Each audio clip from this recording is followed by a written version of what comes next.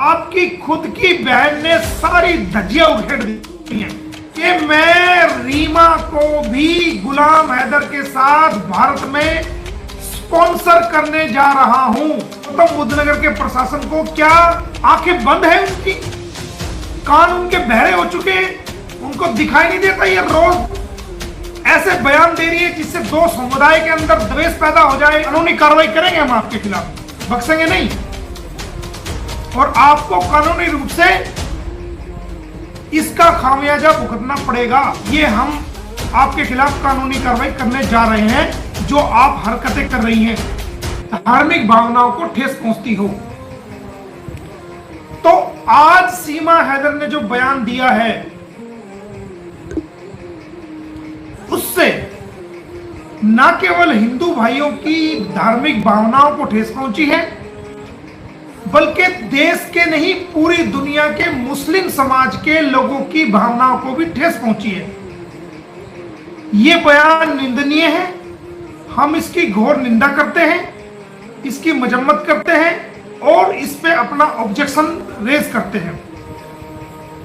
हम सभी धर्मों का सम्मान करते हैं। हमारा प्यारा भारत, सभी धर्म के लोग एक दूसरे के धर्मों का सम्मान करते हैं और वो कभी भी एक दूसरे के खिलाफ मजहब के बारे में कोई गलत टिप्पणी नहीं करते। जो लोग ऐसा करते हैं उनके खिलाफ कानूनी कार्रवाई हमारी सरकार करती है और उनको जेल में डालती है। तो ये एक पाकिस्तान से आई हुई इलीगल तरीके से भारत में घुसी हुई, इसका मकसद क्या है? क्या इसका मकसद इस प्रकार के बयान देकर के मुसलमानों को देश में भड़काना है और हिंदू भाइयों को देश में भड़काना है? क्या ये हमारे देश में दंगे कराना चाहती है?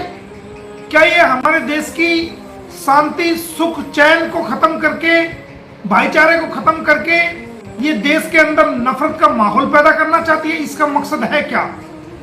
आपका झूठ सब सामने आ चुका है। आपकी खुद की बहन ने सारी धज्जियां उखेड़ दी हैं और मैं बुलाऊंगा, ये मैं इस लाइव के माध्यम से आपको घोषणा कर रहा हूं कि मैं रीमा को भी गुलाम हैदर के साथ भारत में स्पॉन्सर करने जा रहा हूं।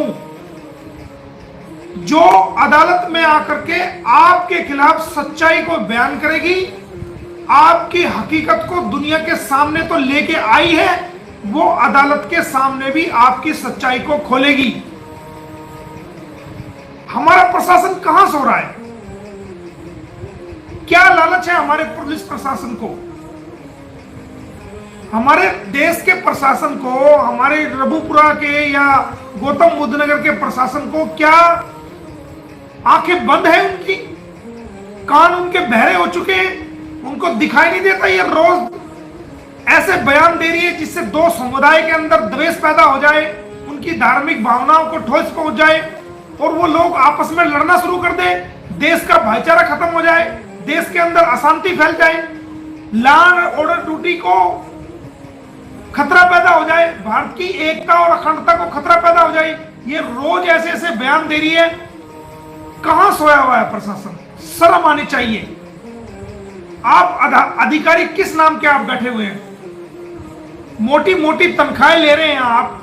आपको शर्म नहीं आती कि आपके एरिया में एक ऐसी लेडी इस तरह के बयान दे रही है जिससे देश की भावनाओं को ठेस पहुंच जाए, जिससे देश के अंदर फसाद पैदा हो जाए? आपको सुनाई नहीं देता? ये रोज लाइव आके बकवास कर रही है, ये बदतमीजी कर रही है, ये देश में फसाद पैदा करना चाहती है, देश की एकता और अखंडता को खराब करना चाहती है। आपको दिख नहीं रहा क्या? आप अंधे हैं क्या? आप बहरे हैं क्या? या आप क्या चाहते हैं? जब देश के इंसान, जब देश के नागरिक सड़कों पर उतर जाएंगे, जब आंख खुलेगी आपकी? आपको दिख नहीं रहा कि ये क्या कर रही है, किस प्रकार के गलत बयान दे रही है? हम घोर निंदा करते हैं और प्रशासन, आप जागिए, आप बहरे ना बनिए, आप अंधे मत बनिए और इसकी वीडियो को खंगालिए। हमने आपको लिख के दिया है पहले ही कि इसकी इंटरनेट के माध्यम से सोशल मीडिया प्लेटफॉर्म को तुरंत प्रभाव से बंद किया जाए, नहीं तो ये लेडी देश की एकता और अखंडता के लिए बहुत बड़ा खतरा पैदा हो गई है। आपको आज समझ में नहीं आ रही, लेकिन इसके परिणाम आने वाले समय में आपको भुगतने पड़ेंगे। इसके द्वारा दिए गए बयानों से आज पूरे देश की जनता, मुस्लिम समाज के लोग, हिंदू समाज के लोग, भाईचारों को समझने वाले लोग, इंसानियत को मानने वाले लोग, सब लोग इसके बयानों को देख करके दुखी हैं।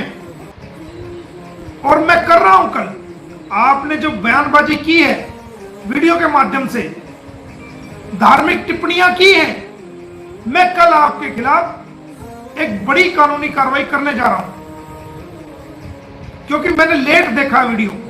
अगर मैं दिन में देख लेता तो अब तक कार्रवाई कर देता।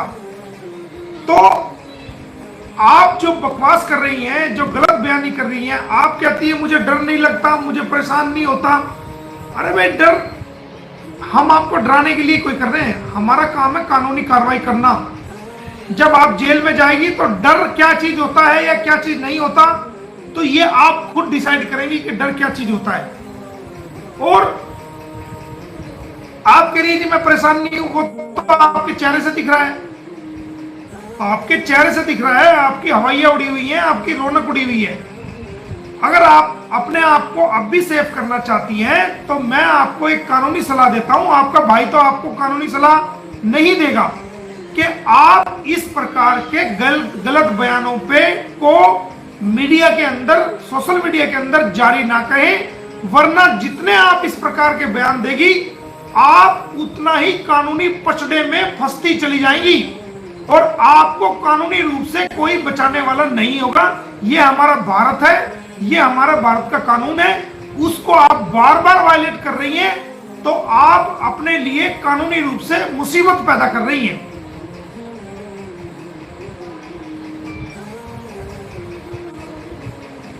आप क्या लगा रही हैं कि जो कानूनी प्रक्रिया चल रही है उसमें आप बच पाएंगी?